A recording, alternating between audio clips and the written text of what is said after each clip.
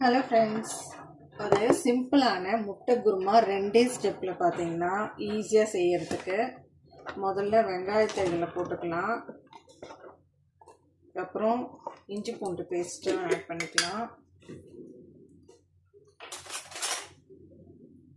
ஒரு ஸ்பூன் கிட்ட இஞ்சி பூண்டு பேஸ்ட்டு,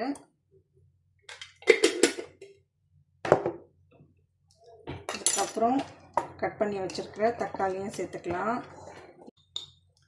மஞ்சத்தூள்,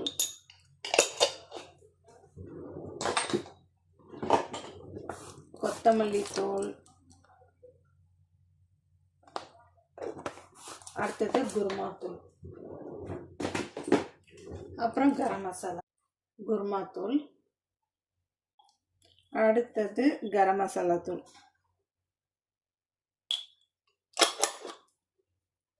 இது கூடவே பார்த்தீங்கன்னா உப்பும் ஆட் பண்ணிக்கலாம். இப்போ இது எல்லாத்தையும் நல்லா கிரைண்ட் பண்ணிக்கலாம்.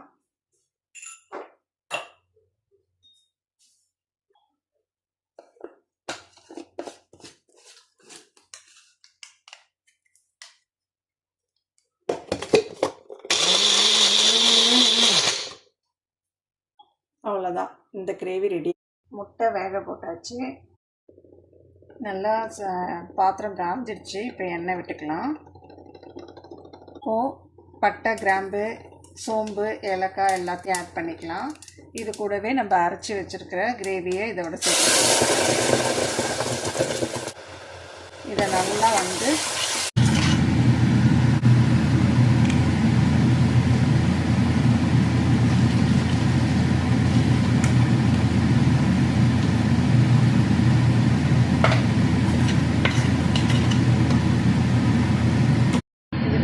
கட் பண்ணி வச்சுருக்கிற உருளைக்கிழங்கு ஆட் பண்ணிக்கலாம். கொஞ்சமாக தண்ணி விட்டுக்கலாம். உருளைக்கிழங்கு வேகிறதுக்காக. முட்டை குருமாவுக்கு செகண்ட் ஸ்டெப் பார்த்தீங்கன்னா தேங்காய், பொட்டுக்கடலை, பெருஞ்சீரகம், கொஞ்சமாக மிளகு, இது கூட கொஞ்சம் புதினா, கொத்தமல்லி கூட ஆட் பண்ணிக்கலாம். இது அப்படியே கொஞ்சம் நல்லா நைஸ் பேஸ்ட்டாக கிரைண்ட் பண்ணிக்கலாம்.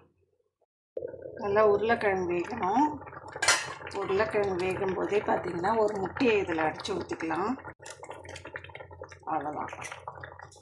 நம்ம அரைச்சி வச்சுருக்கோம் இல்லையா தேங்காய், இதெல்லாம் போட்டு அதை இப்போ இதோட ஆட் பண்ணிக்கலாம். அதில் லைட்டாக இந்த மாதிரி ஸ்ப்ளிட் போட்டு வச்சுருக்கேன்.